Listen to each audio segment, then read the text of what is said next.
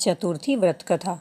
गणेश चतुर्थी का यदि आप व्रत उपवास करते हैं तो बहुत अच्छा है, लेकिन नहीं करते तो यह कथा सुनने से आप भी चतुर्थी व्रत शुरू कर देंगे। देखिए, महीने में 2 चतुर्थियाँ आती हैं। एक संकष्टी चतुर्थी जो कृष्ण पक्ष की है और दूसरी है विनायक चतुर्थी जो शुक्ल पक्ष की है। तो दोनों ही चतुर्थी के व्रत उपवास में यह कथा अवश्य सुननी चाहिए। ये बात मैं आपको भविष्य पुराण से बता रही हूँ।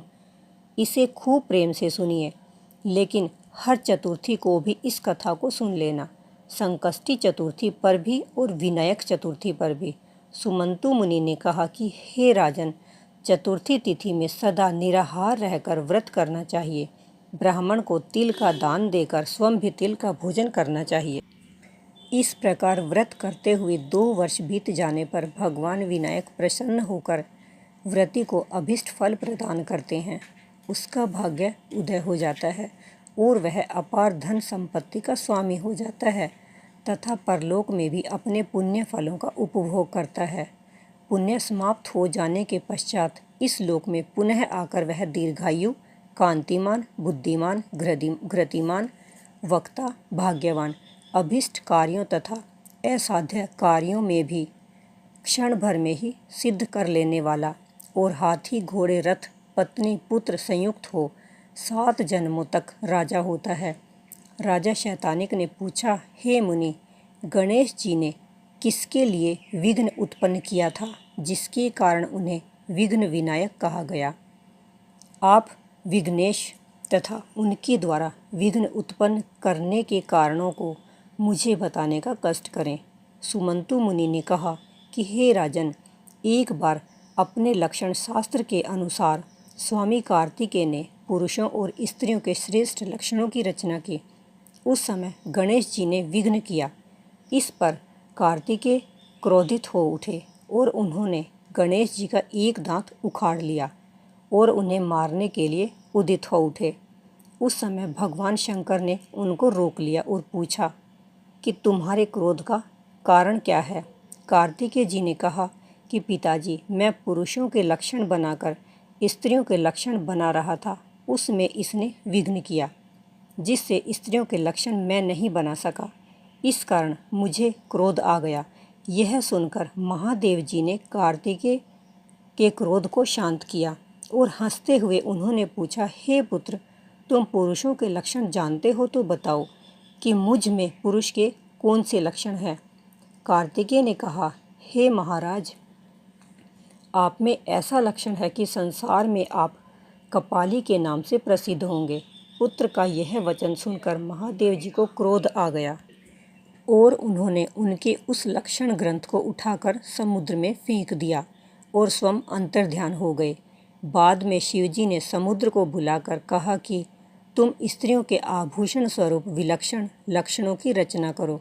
और कार्तिकेय ने जो पुरुष लक्षण के विषय में कहा है उसको कहो। समुद्र ने कहा, जो मेरे द्वारा पुरुष लक्षण का शास्त्र कहा जाएगा वह मेरे ही नाम से यानी सामुद्रिक शास्त्र के नाम से प्रसिद्ध होगा।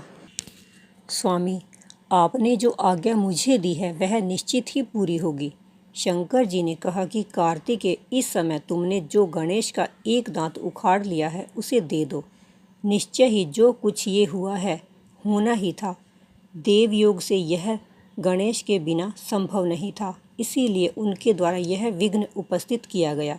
यदि तुम्हें लक्षण की उपेक्षा हो तो समुद्र से ग्रहण कर लो, किंतु स्त्री पुरुषों का यह श्रेष्ठ लक्षण शास्त्र समुद्र शास्त्र इस नाम से ही प्रसिद्ध हो। गणेश को तुम दांत युक्त कर दो। कार्तिकेय ने भगवान देव देवेश्वर से कहा कि आपके कहने से मैं दांत तो विनायक के हाथ में दे देता हूँ, किंतु इन्हें इस दांत को सदैव धारण करना पड़ेगा। यदि इस दांत को फेंक कर ये इधर उधर घूमेंगे तो यह फेंका गया दांत इन्हें भस्म कर देगा। ऐसा कहकर कार्तिकेय ने उनके हाथ में दांत दे दिया। भगवान देव देवेश्वर ने गणेश को कार्तिकेय की इस बात को मनाने के लिए सहमत कर लिया। सुमंतु मुनि ने कहा, हे राजन, आज भी भगवान शंकर के पुत्र विघ्नकर्ता महात्मा विनायक की प्रतिमा के हाथ में दांत लिए देखी जा सकती है। देवताओं की यह रहस्यपूर्ण बात मैंने आपसे कही। इसको देवता भी नहीं जान पाए थे। पृथ्वी पर इस रहस्य को जानना तो दुर्लभ ही है।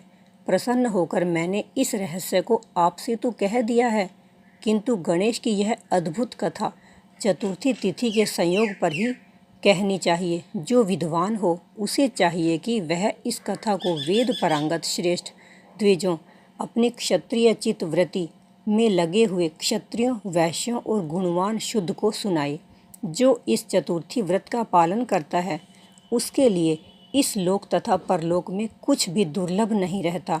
उसकी दुर्गति नहीं होती और न ही कहीं वह पराजित होता है। भरत श्रेष्ठ निर्विघ्न रूप से यह सभी कार्यों को संपन्न कर लेता है, इसमें संदेह नहीं है। उसे रिद्धि वृद्धि ऐश्वर्य भी प्राप्त हो जाता है।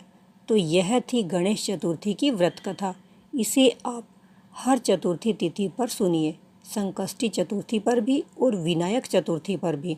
इस कथा की महिमा बड़ी अद्भुत है और व्रत की महिमा तो अति अद्भुत है।